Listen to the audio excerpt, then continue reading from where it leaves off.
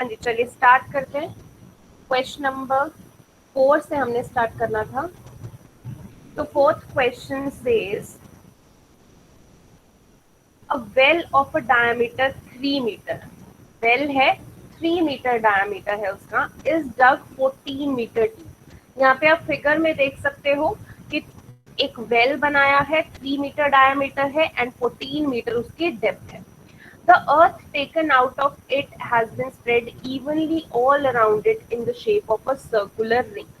जितना भी इस कुएं को खोद के जो भी मिट्टी निकली है, जो भी अर्थ निकली है, वो आपने क्या किया, इस कुएं के आसपास एक सर्कुलर रिंग की तरह फैला दी। जो आपको ये ऊपर दिख रहा है बना हुआ सिलेंड्रिकल शेप, ये एक सर्कुलर रिंग की तरह आपने इसके आसपास फैला दी। और ये सर्कुलर रिंग की विड्थ कितनी है, 4 मीटर। इसलिए ये आपको जो 4 मीटर दे रखा है, ये सर्कुलर रिंग की विड्थ है।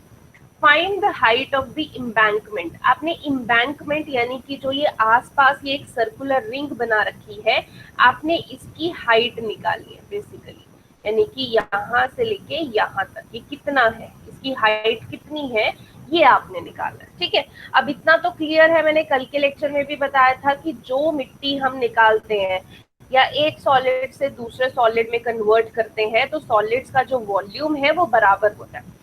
यहाँ पे भी सेम चीज है, जो वॉल्यूम है सिलेंडर का यानी जो वेल है, उसका किसके बराबर होगा, वॉल्यूम ऑफ द इम्बैंकमेंट, जो उसके ऊपर बना दिया, वो मिट्टी निकाल के उसके ऊपर बना दिया, तो वही वॉल्यूम बराबर होगा। सो सबसे पहले हम वॉल्यूम ऑफ अर्थ निकाल लेते हैं, जो कि हमने वेल से निकाली है, कुआं खोद के जो मिट्टी निकाली है।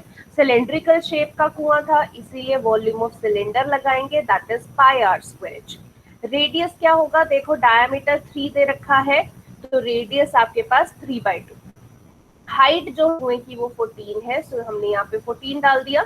अभी हमने यहाँ पे पाई की फॉर्म में ही आंसर छोड़ दिया। आपको पता है कैलकुलेशन इजी करने के लिए हम ऐसा कर सकते हैं। ठीक है, अब बात आती है जो ऊपर इम्बैंकमेंट बनाई है, उसमें एक चीज ध्यान देने वाली बात है। देखो इम्बैंकमेंट का रेडियस, इम्बैंकमेंट भी तो एक सर्कुलर रिंग बोला ना, यानी वो भी एक सिलेंडर शेप की हो गई। तो इम्बैंकमेंट का रेडियस की अगर मैं बात करूं, देखो यहाँ से लेके सेंटर से लेके यहाँ तक एंड तक, ये उसका रेडियस होगा। अब ये इतना विड्थ तो 4 मीटर दे रखी है, अब ये रेडियस कितना होगा, यानी कि पूरा डायामीटर अगर 3 है, तो इसका वेल का रेडियस तो 3/2 होगा, और 3/2 में ये 4 मीटर विड्थ प्लस करनी पड़ेगी, तब जाके सेंटर से लेके इम्बैंकमेंट तक का रेडियस बनेगा। सो यानी कि उसका रेडियस हमें निकालना पड़ेगा। पहले तो वेल का रेडियस जो कि है 3/2, फिर विड्थ भी उसमें प्लस करनी पड़ेगी जो कि है 4।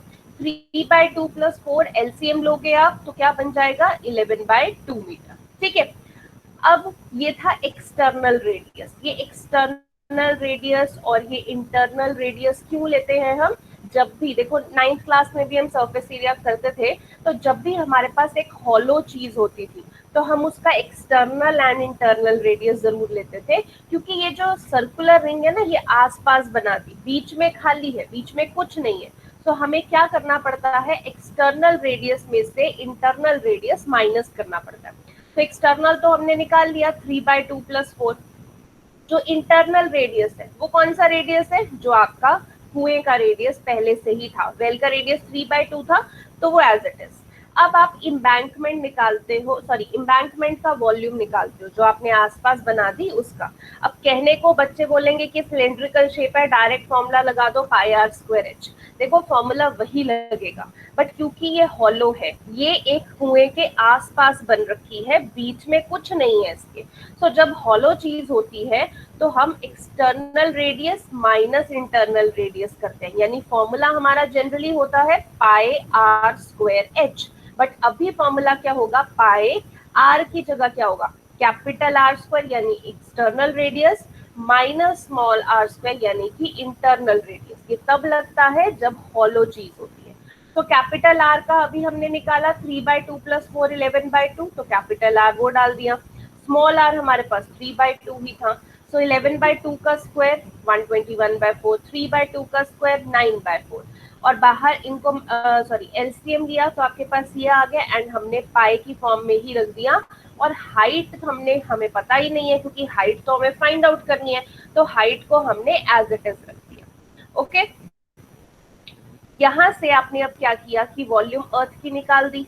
अब लेफ्ट साइड में आपके पास क्या है, वॉल्यूम ऑफ वेल, जो हम यहाँ पे निकाल चुके थे, निकाला था हमने 63/2 pi. So volume of well is equal to क्या होनी चाहिए, हमारी वॉल्यूम ऑफ इम्बैंकमेंट, जो कि हमने अभी निकाली है। दोनों से आप देखेंगे पाए से पाए कैंसिल हो जाएगा, ये 28 इधर 2 यहाँ पे 63 से डिवाइड हो जाएगा, यानी आपके पास h जो है वो 9/8 यानी 1.125 मीटर्स आ जाएगा। Very important question for your exams, ध्यान से इसको करना, कहीं पे डाउट है तो प्लीज पूछना, प्लीज नोट इट डाउन। और फिगर जरूर बनाना हर क्वेश्चन में, बार बार बोलती हूँ मैं।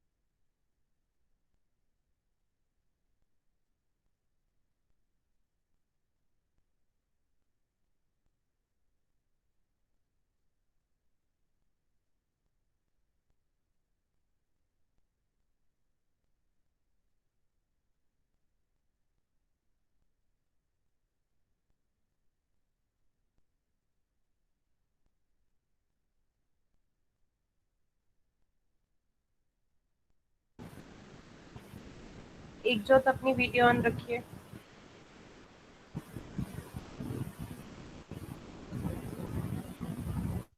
मैम मेरा ना वो वाला फोन टूट गया है। इसमें कैमरा थोड़ा सा ना खराब है। तो ठीक करवा लो एक जो, ये होने का रोज हम रोज कल की ठीक प्रॉब्लम दे है। के आया था मैम। हाँ जी,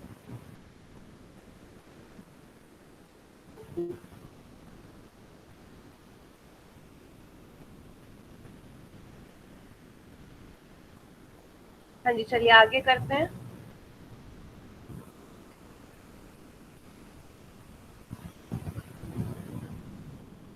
question number 5, A container shaped like a right circular cylinder having diameter 12 and height 15 is full of ice cream. एक cylindrical shape का container है जिसमें हमने पूरी आइसक्रीम भर रखी है.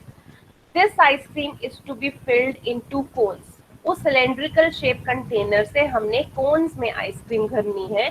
Cones की height आपको 12 दे दी है, diameter 6 दे दिया है and having a hemispherical shape on the top.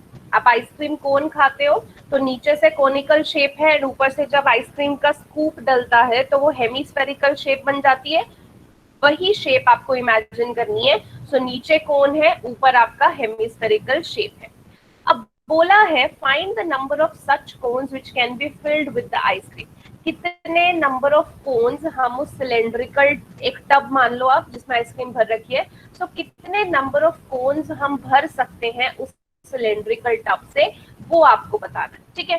तो यहाँ पे आपके पास सबसे पहले तो वॉल्यूम देखना पड़ेगा कि उस सिलेंड्रिकल टब का कितना है. Volume of cylinder. तो volume of cylinder, because radius इसमें दो दो यूज हो रहे हैं इसलिए हमने इसकी रेडियस को कैपिटल आर लिख दिया है जस्ट टू डिस्टिंग्विश. फॉर्मूला वही होता है पाई आर स्क्वायर एच, और एच भी दो बार आएगा इसलिए हमने इसके रेडियस सॉरी हाइट को कैपिटल एच दे दिया. ठीक है. पाई हमने पाई रहने दिया. सिलेंडर का डायामीटर देखो 12 आपको दे रखा था, तो डायामीटर 12 है यानी डायामीटर का हाफ कर दीजिए, रेडियस इज 6. हाइट सिलेंडर की आपको यहाँ पे 15 सेंटीमीटर दे रखी थी, तो हाइट हमने 15 डाल दी. तो ये आपके पास वॉल्यूम ऑफ सिलेंडर आ गया.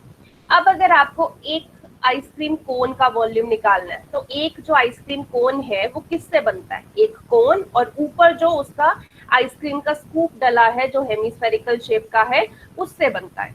यानी मुझे volume of cone plus volume of hemisphere करना पड़ेगा, तब जाके एक कोन का मेरे पास वॉल्यूम आएगा. तो वॉल्यूम ऑफ कोन का फॉर्मूला आपको पता है 1/3 pi are square into H. अब कोन का देखो यहाँ पे रेडियस दे सॉरी कोन का डायमीटर दे रखा था 6, तो रेडियस कितना हो जाएगा 3, इसलिए यहाँ पे 3 डाला है. कोन की हाइट 12 यहाँ पे दे रखी है, height of the cone is 12, तो यहाँ पे 12 लिख दिया. वॉल्यूम ऑफ हेमिस्फेयर, हेमिस्फेयर मतलब 2/3 पाई आर क्यूब. अब जितना कोन का रेडियस है उतना ही हेमिस्फेयर का रेडियस होगा, तो यहाँ पे आर की वैल्यू 3. तो यहाँ पे जब हमने पाई को पाई में ही रहने दिया हमारे पास 54 पाई आ गया. अब नंबर ऑफ कोन्स जब निकालते हैं या कोई भी नंबर ऑफ टर्म्स हम निकालते हैं तो बड़ी वाली चीज ऊपर रखते हैं, छोटी वाली नीचे. यहाँ पे बड़ी वाली चीज क्या है? जो वॉल्यूम ऑफ सिलेंड्रिकल टब था जिसमें पूरी आइसक्रीम थी, उसका आंसर था 540 पाई डिवाइड बाय जो volume of one ice cream cone है. यहाँ से पाई कैंसिल, हमारे पास number of ice cream cones are 10. Please note it down.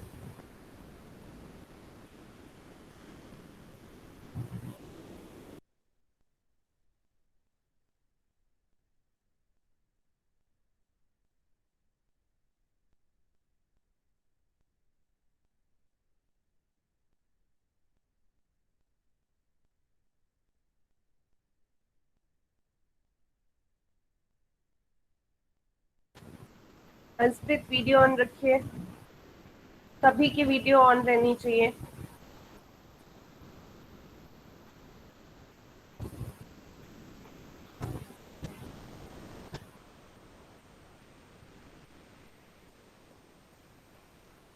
शाश्वत आपकी भी ऑफ है.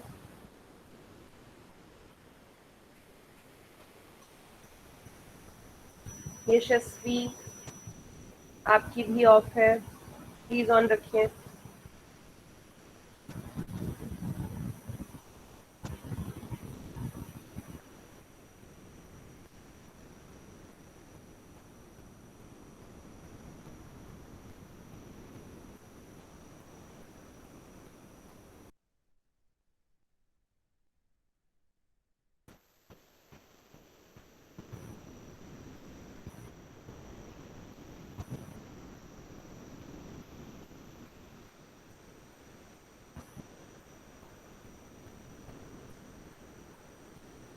शाश्वत ये कैसी प्रॉब्लम है यार, हर दूसरे दिन आती है, और ठीक करो कैमरा के साथ.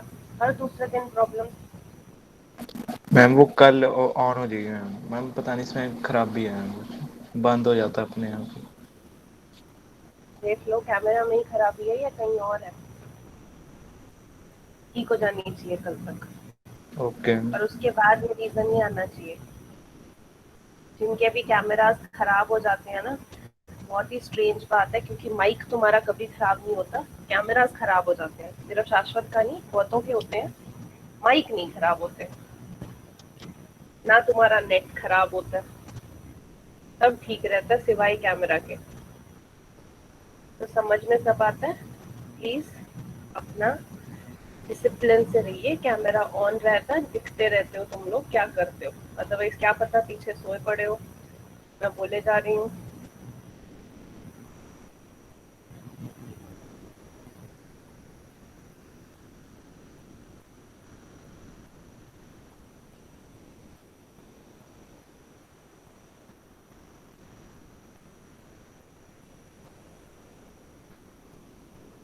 और जो लोग लेट आते हैं प्लीज टाइम पे आया करिए। आपको 4 to 2 तक टाइम दिया होता है, उसमें प्लीज लॉग इन कर लीजिए। हाँ जी, चलिए हो गया होगा, अगला क्वेश्चन करते हैं।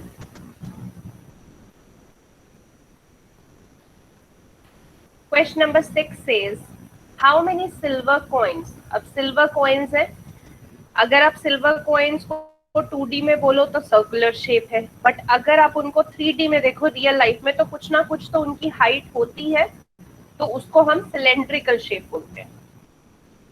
1.7 सेंटीमीटर डायमीटर है उन कॉइन्स का, और थिकनेस कितनी है, 2 मिलीमीटर।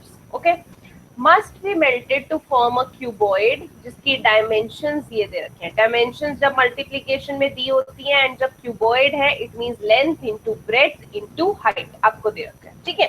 सो अब सबसे पहले मतलब सिल्वर कॉइन्स को मेल्ट किया और फिर क्यूबॉइड बना दिया, और पूछा कितने सिल्वर कॉइन्स को हमें मेल्ट करना पड़ा ताकि इस डायमेंशन का हम एक क्यूबॉइड बना सके। तो कितने सिल्वर कॉइन्स तो अभी नहीं पता है, तो हम लेट एन कर लेते हैं, कि मान लेते हैं एन नंबर ऑफ कॉइन्स थे जिनको मेल्ट किया गया ताकि एक क्यूबॉइड बना सके। N number of coins are melted to form a cuboid. Okay, तो अब हमें वॉल्यूम तो निकालना पड़ेगा ना कॉइन्स का। तो वॉल्यूम ऑफ कॉइन कैसे निकालेंगे, एन कॉइन्स थे इसलिए हमने एन से मल्टीप्लाई किया।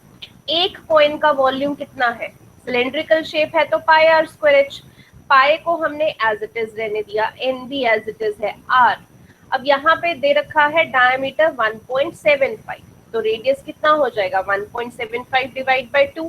सो इसीलिए आर स्क्वायर था, तो 1.75 डिवाइड बाई 2 किया। यहाँ पे पॉइंट हटा के नीचे 2 जीरोस लगे और ऊपर स्क्वायर इनटू आपके पास एच है। यहाँ पे थिकनेस देखो, कॉइन जितना मोटा होगा बेसिकली वो उसकी डेप्थ कह लो, तो सिलेंडर की डेप्थ मतलब हाइट होती है। तो यहाँ पे 2 मिलीमीटर है, यूनिट्स ध्यान में रखना है, यहाँ पे सब सेंटीमीटर में चल रहा था, सिर्फ यही मिलीमीटर में है। तो 2 मिलीमीटर को सेंटीमीटर में कन्वर्ट करने के लिए क्या करते हैं, 2/10। तो हाइट की जगह हमने क्या लिखा, 2/10। तो ये हमारे पास वॉल्यूम ऑफ एन कॉइन्स होगा। और हमने बनाना क्या है, वॉल्यूम ऑफ क्यूबॉइड बनाना है। वॉल्यूम ऑफ क्यूबॉइड का formula length into breadth into height, और तीनों डायमेंशंस हमें दे रखी हैं, हमने तीनों की यूनिट्स भी चेक कर ली, तीनों सेंटीमीटर में, ठीक है। So according to question basically volume of cuboid is equal to volume of N number of coins, क्योंकि हमने एन नंबर ऑफ कॉइन्स से ही क्यूबॉइड बनाना है मेल्ट करके। सो क्यूबॉइड का वॉल्यूम हमने इधर लिखा, और n into volume of coin इधर लिखा। अब n को राइट साइड पे ही रहने दो, ये सब लेफ्ट साइड पे जाके डिवाइड हो जाएगा। कैलकुलेशन करो, कैंसलेशन करो, आपके पास n जो है वो 400 आ जाएगा। यानी 400 कॉइन्स को मेल्ट करना पड़ा, तब जाके इस डायमेंशन का क्यूबॉइड बना है। Please note it down. And जितने भी ये नंबर ऑफ टर्म्स वाले क्वेश्चन हैं ये पेपर में बहुत आते हैं, तो इनको अच्छे से करना, बिल्कुल भी रट्टा नहीं मारना, जहां नहीं समझ में आए प्लीज पूछो।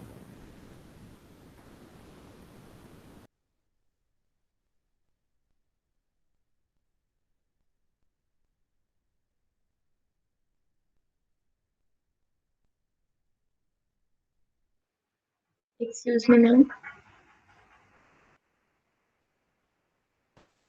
हाँ जी ना। मैम हम डायरेक्टली लिख सकते हैं number of coins is equal to volume of cuboid upon volume of one coin. हाँ जी, ये भी लिख सकते हैं।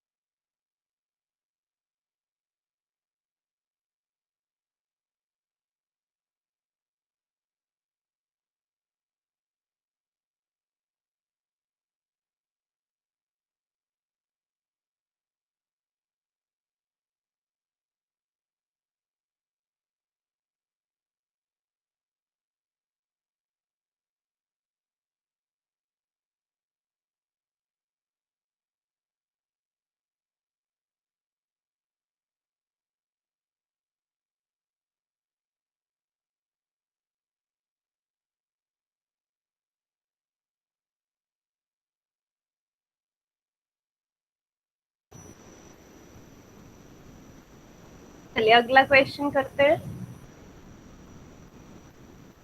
Question number 7 says a cylindrical bucket जो 32 मीटर हाइट की है और रेडियस है उसका 18 सेंटीमीटर, उसको हमने सैंड से भर दिया है। This bucket is emptied on a ground and a conical heap of sand is formed. एक सिलेंड्रिकल शेप में से हमने सैंड निकाल के एक ढेरी लगा दी ग्राउंड पे, जो कि एक कोन की फॉर्म में बन गई। हीप मतलब ढेरी।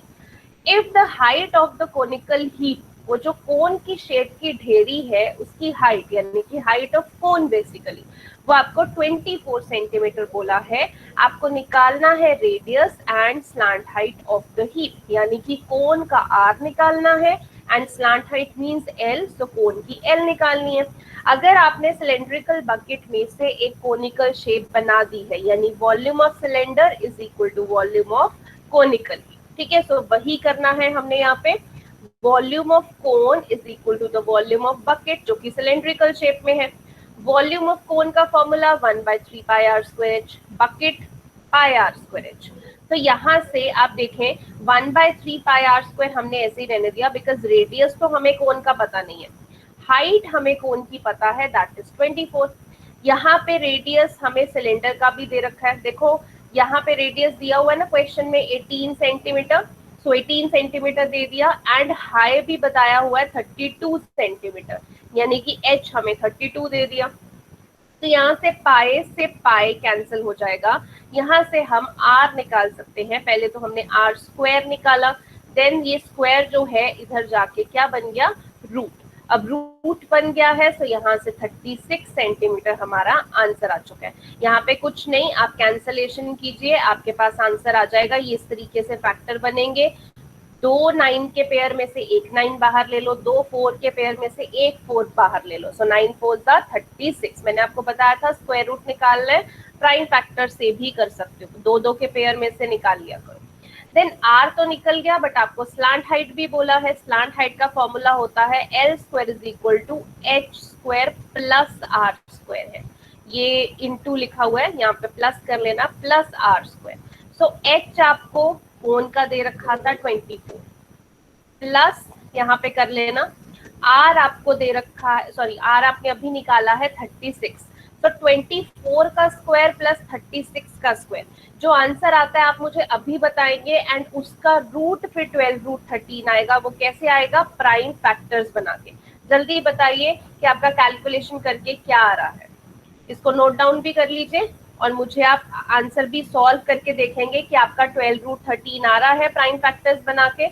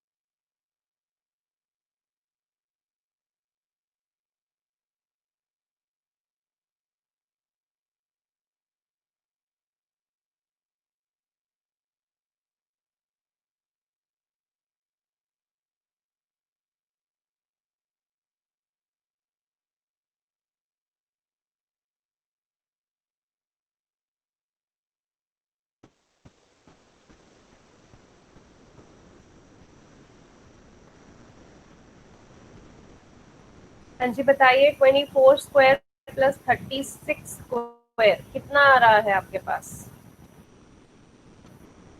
चैट में लिख के बताइए अपने अपने आंसर्स। 24 स्क्वायर प्लस 36 स्क्वायर, तो अंडर रूट में कौन सी टर्म बन रही है? ओके, ईरा ने बताया है यस, 1872 ये आपके पास अंडर रूट में आ रहा है। ओके, तो 1872 का अंडर रूट यानी स्क्वायर रूट जब निकालना है 1872 के प्राइम फैक्टर्स बनाओ।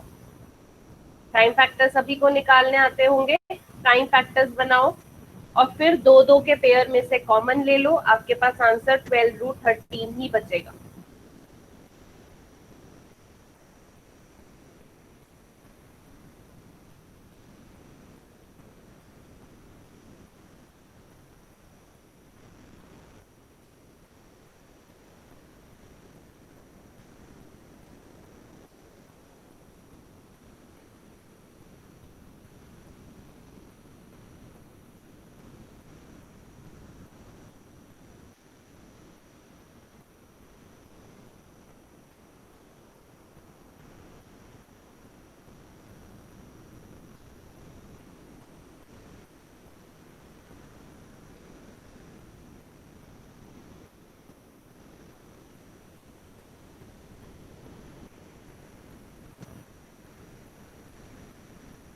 हाँ जी, अगला क्वेश्चन करते हैं। Question number 8, water in a canal 6 meter wide, 1.5 meter deep is flowing with a speed of 10 kilometers per hour।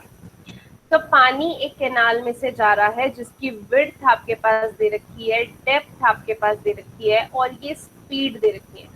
तो कैनाल जो होता है ना वो बेसिकली एक क्यूबॉइडल शेप में आप उसको ले लो, क्योंकि उसकी लेंथ भी होती है, उसकी ब्रेड्थ भी होती है, उसकी डेप्थ यानी कि उसकी हाइट भी होती है। ठीक है, तो यहाँ पे जब भी ऐसा क्वेश्चन आए एक चीज ध्यान रखनी है। देखो ये जो विड्थ बोला है ये तो आपको पता है कि ये कैनाल की ब्रेड्थ होगी, ठीक है, यानी कि क्यूबॉइड की ब्रेड्थ। जो डेप्थ है वो आपको पता है कि जो क्यूबॉइड होता है उसकी हाइट होती है।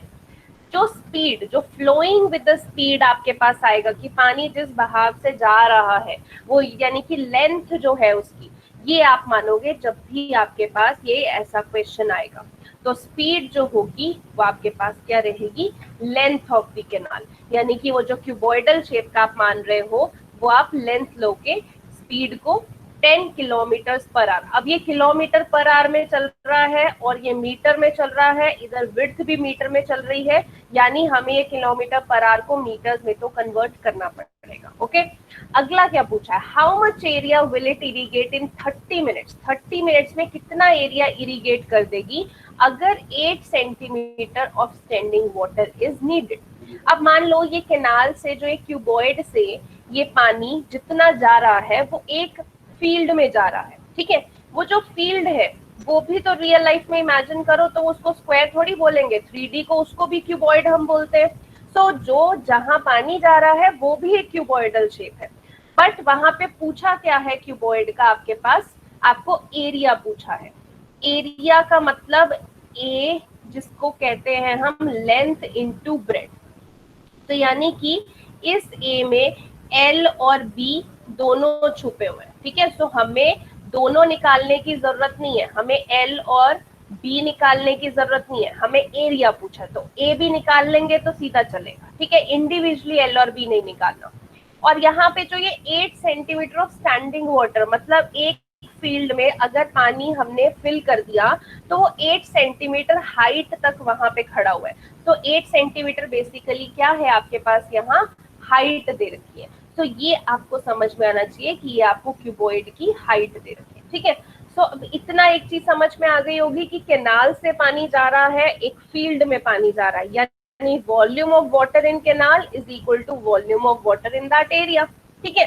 सो यहाँ पे सबसे पहले वॉल्यूम ऑफ वाटर हम निकाल लेते हैं जो कि कैनाल के थ्रू जा रहा है। ओके, अभी यहाँ पे हमारी किलोमीटर पर आवर में चल रही है, इसीलिए हम इसे 1 आवर की बात कर रहे हैं कि 1 घंटे में जितना पानी जा रहा है। आपके पास क्योंकि क्यूबॉइड है तो आपके पास देखो लेंथ ब्रेड्थ हाइट होती है। ये ब्रेड्थ तो हमने ये डाल दी 6, ठीक है, हाइट हमारे पास 1.5 मीटर है। अब ये जो लेंथ 10 किलोमीटर पर आ रहा है, किलोमीटर को मीटर में करोगे तो इंटू 1000 करोगे, इसीलिए हमने 10 को इंटू 1000 किया। ठीक है, अभी पर आर ही चल रहा है, आर को हमने कन्वर्ट नहीं किया क्योंकि यहाँ पे हम 1 आर में ही निकाल रहे हैं। अब यानी कि वॉल्यूम किस यूनिट में आएगा, मीटर क्यूब में, क्योंकि तीनों यूनिट्स मीटर क्यूब में। ठीक है, नेक्स्ट आपके पास volume of water through the canal in 30 minutes. अभी हमने किस में निकाला, 1 आवर में। आप चाहो तो यहीं पे ही आप क्या कर सकते हो, इस पूरे को ही यहाँ पे इंटू भी कर दो। अगर 1 आवर में नहीं निकालना, अगर मैं ये नहीं लिखती हूँ इन 1 आवर, तो यहाँ पे आपको 30 मिनट्स में निकालना है। तो यहीं पे इसको एक मिनट, आप यहीं पे 30 लिख दीजिए और डिवाइड बाय किससे करना है आपको, 60 से, क्योंकि अभी आवर्स में चल रहा है। तो आवर्स में आवर्स को मिनट में कन्वर्ट करने के लिए यहाँ पे आपको डिवाइड बाय 60 भी करना पड़ेगा। ओके, मैं जरा यहाँ पे स्लो अभी लिख रही हूँ, आप इसको लिख लेना 30 बाय 60 यहाँ पे लिखना है। ठीक है, तो हमारा ये कितना आ गया कि हम 30 मिनट्स में कितना जो है वो पानी फ्लो कर रहा है वो हमें बताना है। अब नेक्स्ट आपके पास जैसे यहाँ पे 30/60 लिखे, यही चीज आपको लिखनी है। ओके, ये आप 2 स्टेप एलिमिनेट कर सकते हो, आप सीधा यहीं पे भी लिख सकते हो। फर्स्ट स्टेप में 1 आवर काट के सीधा लिखो volume of water through the canal in 30 minutes. तो यहाँ पे इंटू 30 करके आपने डिवाइड बाय 60 कर देना। ओके, तो आपके पास यहाँ पे वॉल्यूम 45,000 मीटर क्यूब पानी यानी कि 30 मिनट में जा रहा था। ठीक है, सो यहाँ पे इसको सॉल्व करोगे तो इसका डायरेक्टली आंसर ये आ जाएगा। अब ये पानी किधर गया, कैनाल से निकल के एक एरिया जहां पे हमें इरिगेट करना है, वो एरिया ही हमें बताना है। तो एरिया को हमने क्या मान लिया कि let the area irrigated by A metre square, A metre square मान लिया। अब एरिया मतलब वो जो एक फील्ड थी वो एक्चुअल में तो क्यूबॉइड शेप में है। ठीक है, क्यूबॉइड में एरिया निकालना है तो ए में लेंथ इंटू ब्रेड तो पहले ही आ गए, इनटू हाइट भी होती है। तो हाइट यहाँ पे क्वेश्चन में मैंने आपको बताया था 8 सेंटीमीटर स्टैंडिंग वाटर चाहिए, तो यहाँ पे 8 सेंटीमीटर ही है, बट क्योंकि सब कुछ मीटर में चल रहा है तो उसको मीटर में कन्वर्ट करने के लिए हमने डिवाइड बाय 100 कर दिया। ओके, सो यहाँ पे भी बेसिकली क्यूबॉइड का ही फॉर्मूला लगा है, length into breadth into height ही लगा है, but L into B is what, area into height हमने लिख दी, इज इक्वल टू कितना होगा, volume of water of canal जो कि 45,000 हमारे पास आया था। तो यहाँ से क्रॉस मल्टीप्लाई करके ये इधर चला जाएगा और 8 नीचे डिवाइड हो जाएगा, आपके पास इतना एरिया आ चुका है। अब एरिया ही पूछा है, लेंथ इंटू ब्रेथ, लेंथ और ब्रेथ इंडिविजुअली तो नहीं पूछा, सो आपको निकालने की भी जरूरत नहीं है। बस यही चीज है जो बच्चे यहाँ पे कंफ्यूज हो जाते हैं कि एरिया कैसे निकालना है और शेप कौन सी है। शेप देखो फील्ड की भी क्यूबॉइडल शेप ही है, बट उसको हम length into breadth into height ना लिख के एरिया इंटू हाइट लिखेंगे, बस इतना सा फर्क है। ओके, तो यहाँ से इन्होंने आगे हेक्टेयर्स में कन्वर्ट किया हुआ है। आपको यहाँ पे क्वेश्चन में कहीं नहीं बोला, तो आपको जरूरी नहीं है कि आपको हेक्टेयर्स में कन्वर्ट करना है, तो आप इसको मीटर में भी छोड़ सकते हो। अगर क्वेश्चन में हेक्टेयर में बोलते हैं तो ये यूनिट आप याद रख सकते हो, 1 hectare is equal to 10,000 metre square, यानी कि इसको 10,000 से डिवाइड कर दोगे तो आपका आंसर हेक्टेयर्स में आ जाएगा। Okay, noted down.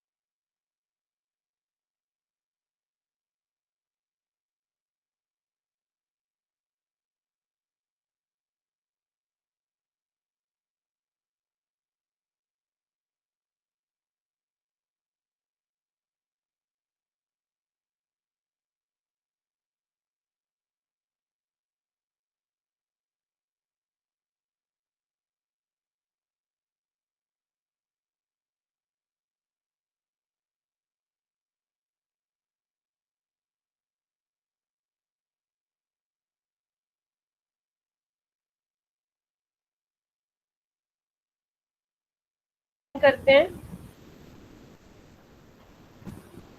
Question number 9।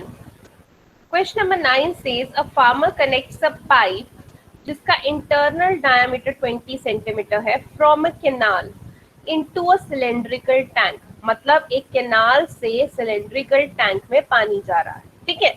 अब कैनाल की शेप आपको समझ में आ जानी चाहिए। आपके पास दे रखा है, सॉरी, पाइप के थ्रू जा रहा है, सो पाइप के थ्रू पानी जा रहा है, सो पाइप भी कौन सी शेप में है? सिलेंड्रिकल शेप में है। which is in 10 metre diameter and 20 metre deep. जो टैंक है, टैंक की डायमेंशन आपको दे रखी है जिसमें पानी जा रहा है, 10 मीटर डायमीटर है एंड टैंक की जो डेप्थ यानी कि एक सिलेंडर की हाइट जिसे हम बोलते हैं वो 2 मीटर है। If water flows through the pipe at the rate of 3 kilometers per hour, अब पानी जो है वो इस रेट पे फ्लो कर रहा है, in how much time will the tank be filled? कितने टाइम में टैंक भर जाएगा? अब देखो पानी जा रहा है एक सिलेंड्रिकल पाइप से एक सिलेंड्रिकल टैंक में, ठीक है। पाइप भी सिलेंड्रिकल शेप, टैंक भी सिलेंड्रिकल शेप, सो बेसिकली दोनों में वॉल्यूम ऑफ सिलेंडर ही लगेगा। Volume of cylindrical pipe is equal to volume of cylindrical tank, दोनों ही ये लगेंगे। बट ध्यान कहाँ पे देने की बात है कि जहां पे अब पाइप की डायमेंशंस हम लिख रहे हैं, यहाँ पे देखिए पाइप जो है उसका डायमीटर दे रखा है 20 सेंटीमीटर। तो पाइप का डायमीटर 20 सेंटीमीटर यानी कि रेडियस उसका आधा कर देंगे 10 सेंटीमीटर। अब एक सिलेंड्रिकल पाइप जो है तो वो सिलेंड्रिकल शेप, तो उसका कुछ हाइट भी होगा। अगर हम पाइप को हॉरिजॉन्टल फॉर्म में रखते हैं यानी पाइप की कुछ लेंथ भी होगी। अब फॉर्मूला की तरफ से बात करें तो वॉल्यूम ऑफ सिलेंडर में H यूज करते हैं, तो यहाँ पे भी हम पाइप के लिए H ही यूज करेंगे। वो जो H आ रहा है वो H कहाँ पे दिया हुआ है? जैसे हमने पिछले क्वेश्चन में किया था, वो जो स्पीड जिस रेट पे फ्लो कर रही है हम उसको लेंथ मान रहे हैं। यहाँ पे भी पाइप की लेंथ यानी फॉर्मूला के हिसाब से कहें तो हाइट कितनी है? 3 किलोमीटर पर आवर। वो 3 किलोमीटर पर आवर आपको समझ में आना चाहिए कि इतने रेट पे पानी फ्लो कर रहा है, तो ये आप H की जगह लोगे। अब यहाँ पे किलोमीटर पर आवर है तो उसको मीटर्स में कन्वर्ट करना है, वो हम बाद में करते हैं, ठीक है। सो अब आपको यहाँ पे पूछा क्या था? हाउ मच टाइम, कितने टाइम में ये टैंक जो है वो भर जाएगा। यानी कि पहले तो पाइप से वो पानी निकल रहा है, तो हम पहले क्या निकालेंगे कि let the tank be filled in T hours. हमने स्मॉल t मान लिया कि इतने घंटे लग रहे हैं टैंक को फिल करने में। अब volume of water flowing in T hours, उस पाइप से जो वॉल्यूम ऑफ वाटर निकल रहा है वो T आवर्स में कितना निकल रहा है? हमारे पास फॉर्मूला क्या होता है? Pi are square H। So pi radius की जगह कितना है रेडियस पाइप का? 10 सेंटीमीटर, ठीक है। अब 10 सेंटीमीटर है, बाकी सब कुछ मीटर में चलेगा, तो हमने सेंटीमीटर को मीटर में कन्वर्ट करने के लिए डिवाइड बाय 100 कर दिया, ठीक है। सो आर का स्क्वायर किया इनटू H, ये आपके पास पूरा H है, ओके। यहाँ पे H हमने क्या किया है? 3 किलोमीटर पर आवर है। सो 3 किलोमीटर यानी कि किलोमीटर को मीटर में कन्वर्ट करेंगे, सो 3 इंटू 1000 मीटर में कन्वर्ट हो गया। इनटू हमने T भी किया है क्योंकि हम T आवर्स में निकाल रहे हैं, तो टाइम को मल्टीप्लाई करना है। यहाँ पे डिवाइड बाय 1 है, आप इसको नहीं भी लिखेंगे तो चलेगा। तो यहाँ पे पाई को पाई रहने दिया, हमारे पास इतने मीटर क्यूब जो है वो वॉल्यूम आ गया, ओके। अब ये पानी कहाँ जाएगा पाइप से? एक सिलेंड्रिकल टैंक में जाएगा। तो सिलेंड्रिकल टैंक यानी कि formula pi are square H। तो रेडियस आपके पास जो टैंक है, डायमीटर उसका यहाँ पे क्वेश्चन में 10 दे रखा है, सो रेडियस 5 होगा। हाइट यानी कि डेप्थ क्वेश्चन में 2 मीटर दे रखी है जो हमारी हाइट होती है, सो यहाँ पे हाइट की जगह 2 डालेंगे, ओके। तो यहाँ पे हमने क्या किया कि जितना T आवर्स में, अकॉर्डिंग टू क्वेश्चन क्या है कि volume of pipe is equal to volume of cylindrical tank, so T hours में जितना पाइप से पानी निकला वो कहाँ जाएगा? वॉल्यूम ऑफ सिलेंड्रिकल टैंक में जाएगा। सो T हमने लेफ्ट में ही रहने दिया, सब कुछ यहाँ पे राइट साइड में चला गया और पाई की जगह हमने, सॉरी, पाई और पाई तो कैंसिल हो जाएगा, पाई की वैल्यू डालने की जरूरत नहीं है। यहाँ से T हमारे पास आ जाएगा 10/6 यानी कि 5/3 आवर्स। अगर हमें इसे मिनट्स में निकालना है, वैसे क्वेश्चन में कहीं बोला नहीं है कि कितने मिनट में या कितने उसमें आवर में निकालना है। हम क्योंकि क्वेश्चन में 3 किलोमीटर पर आवर में दे रखा था, तो हम इसको 5/3 आवर्स भी छोड़ सकते हैं। अगर इसको मिनट में बोल दें तो इंटू 60 करके आप इसको 100 मिनट्स भी लिख सकते हैं, okay. Please note it down.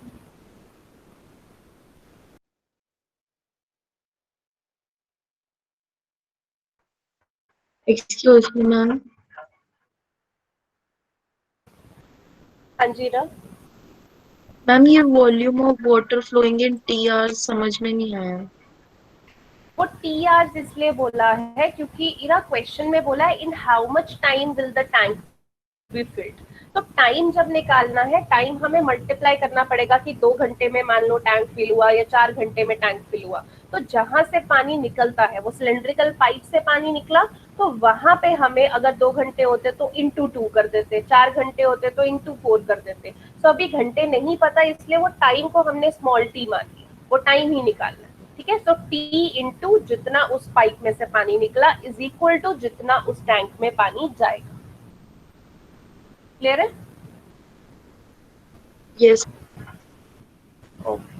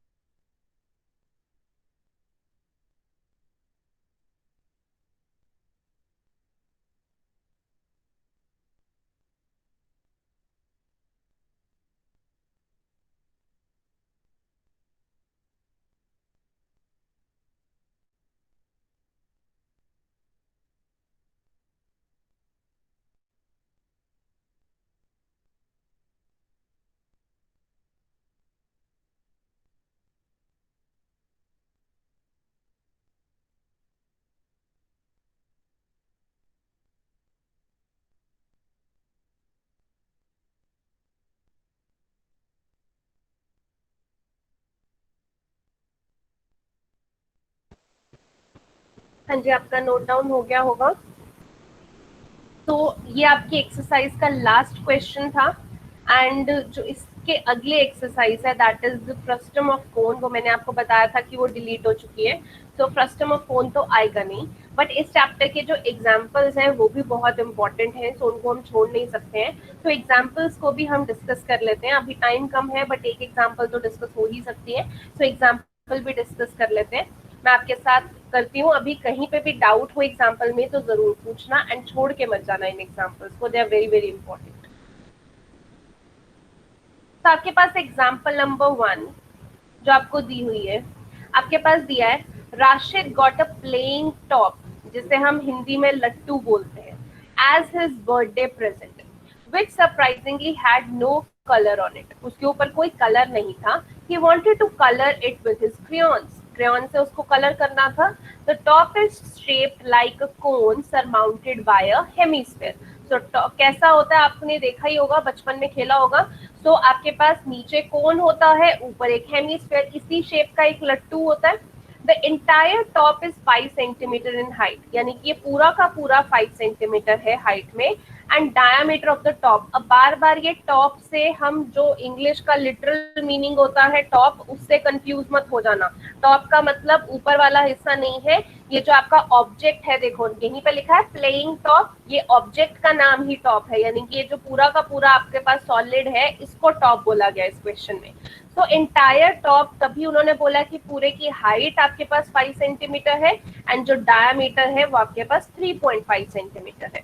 आपको बताना है find the area he has to colour. अब उसको उस पूरे को कलर करना है, तो वो कहाँ कहाँ कलर करेगा? सिंपल है, हम कोन के आसपास कलर कर देंगे, क्योंकि बाहर से ही तो कलर करना है, यानी कि CS से ऑफ अ कोन करेंगे। ऊपर हेमिस्फेयर है, हेमिस्फेयर के आसपास कलर करेंगे, यानी कि CS से ऑफ अ हेमिस्फेयर का फॉर्मूला लगाएंगे। तो वही हमने यहाँ पे करना है। Total surface area of the toy, कैसे निकलेगा? Curved surface area of hemisphere plus curved surface area of cone. अगर हेमीस्फेयर का कर्व्ड सरफेस एरिया निकालना है, आपने तो डायरेक्ट फॉर्मूला याद किया हुआ है 2πr², सो बिल्कुल इस फॉर्मूला से निकाल सकते हैं हम। तो यहाँ पे 2 की जगह आपने 2 डाला, पाई की जगह 22/7। रेडियस क्वेश्चन में कितना बोला हुआ है? जो हेमीस्फेयर है आपके पास, डायमीटर देखो दे रखा है ना 3.5 सेंटीमीटर, तो रेडियस क्या हो जाएगा 3.5/2, तो इनटू r, क्योंकि r² है, तो यहाँ 2πr² से आप CSA ऑफ अ हेमीस्फेयर निकाल सकते हो। अब कोन का भी एरिया निकालना है, तो यहाँ पे अगर कोन का एरिया निकालना है, अच्छा कोन में आपको CSA में आपके पास L चाहिए, क्योंकि CSA ऑफ अ कोन क्या होता है? πr/L होता है, ये फॉर्मूला होता है CSA ऑफ अ कोन का। तो यहाँ पे आपके पास रेडियस तो है बट L नहीं है, ठीक है। L निकालने के लिए हमारे पास फॉर्मूला होता है √r² + h², ठीक है। ये r जो है वो तो हमें पता है क्वेश्चन में कि कोन का रेडियस 3.5/2 है, डायमीटर को 2 से डिवाइड कर दिया, बट h जो है वो ध्यान से करना। देखो पूरे आपके पास यहाँ पे जो ये शेप दे रखी है जिसको टॉप बोला गया है, तो इस शेप में आपके पास इतना एरिया यहाँ से लेके यहाँ तक, ये बेसिकली रेडियस है हेमीस्फेयर का। तो रेडियस कितना है 3.5/2, तो पूरे 5 में से ये 3.5/2 माइनस करना पड़ेगा, तब जाके ये कोन की हाइट निकलेगी। तो h देख के सीधा 5 सेंटीमीटर नहीं डाल देना, ठीक है। आपको कोन की हाइट चाहिए, तो कोन की हाइट कितनी होगी? 5 में से माइनस करना पड़ेगा ये रेडियस 3.5/2, तो उन्होंने वही नीचे कर रखा है, 5 में से पहले माइनस किया 3.5/2, ये आपके पास हाइट आ गई है 3.25 सेंटीमीटर, और यहाँ पे h की जगह भी 3.25 सेंटीमीटर डाला है। आप इस स्क्वायर को सॉल्व करोगे, स्क्वायर रूट निकालोगे, जैसे मैंने आपको सिखाया था कल, आपके पास 3.7 सेंटीमीटर L की वैल्यू आ गई है।